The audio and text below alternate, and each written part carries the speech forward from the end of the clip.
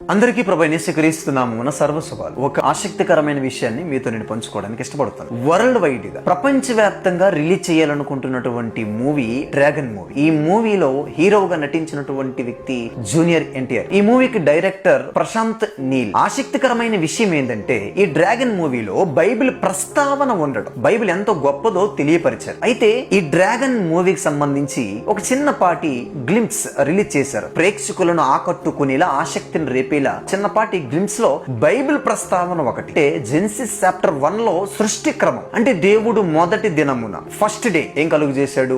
వెలుగు. ఆ వెలుగును వేరుపరచడం. సెకండ్ డే దేవుడు జలములను వేరుపరచడం, ఆకాశం అని పేరు పెట్టడం. మూడవ దినం భూమి మీద ఉన్నటువంటి జలములను ఒక దగ్గర సమకూర్చి ఆరిన నేల, దానికి భూమి అని పేరు పెట్టడం. ఇలా ఆదికాండం 1వ అధ్యాయంలో 6 దినాలు దేవుని యొక్క సృష్టి క్రమాన్ని ఈ మూవీలో వరల్డ్ వైడ్ గా ప్రపంచవ్యాప్తంగా వెళ్ళాలి, వారికి కూడా ఆసక్తిని రేపించేలా చేశారు. అత్యుత్తంగా, అత్యద్భుతంగా, ఉన్నతంగా సృష్టి క్రమాన్ని వివరించిన గ్రంథం ఏదైనా ఉన్నదంటే ఉన్నదున్నట్లుగా వాస్తవంగా అధిక శాతం అంగీకరించడానికి వీలుగా ఉన్నటువంటి సృష్టి క్రమం ఏది చెప్పిందయ్యా అంటే బైబిల్ చెప్తుంది. దీన్నే ఎక్కువగా బలంగా నమ్మి ఈ ప్రపంచవ్యాప్తంగా రిలీజ్ చేయాలనుకున్న ఈ మూవీలో బైబిల్ చెప్పినటువంటి సృష్టి క్రమాన్ని ఎందుకు చూపించాలనుకున్నారో ఒకసారి మీరు ఆలోచించాలని మనందరం నేను తెలియజేస్తున్నాను. ఈ సమాజంలో చాలా మంది బైబిల్ అంటే అసహించుకొని ద్వేషించడం, దూషించడం, దైవ గ్రంథం అని అర్థం చేసుకోక, గమనించక, గుర్తించక, వారికి నిజాలు తెలిసినా సరే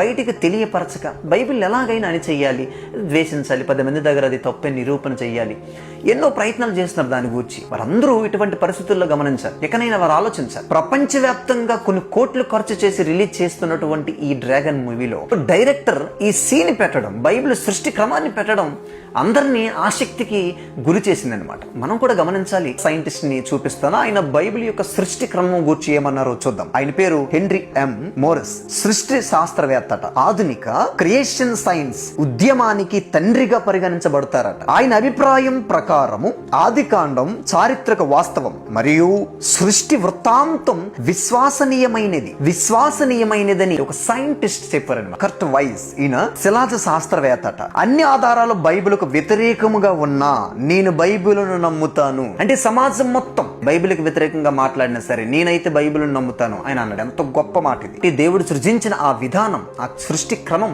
ఈయన నమ్ముతాడన్నట్లుగా మనకి తెలుసు. బైబిల్ దేవుడే వ్రాసారు గనుక బైబిల్లో ఉన్నటువంటి విషయాలను ఎవరైనా ఓడుకోవలసిందే, సత్యానికి ఈ ప్రపంచానికి తెలియపరచవలసిందే. అందులోని భాగంగా ఈ డ్రాగన్ మూవీలో బైబిల్ ఎంత గొప్పదో తెలియపరిచారు గనుక అనేకులకు ఈ వీడియో షేర్ చేయండి, లైక్ చేయండి, మన ఛానల్ ని సపోర్ట్ చేయమని కోరుకుంటూ థ్యాంక్ యూ.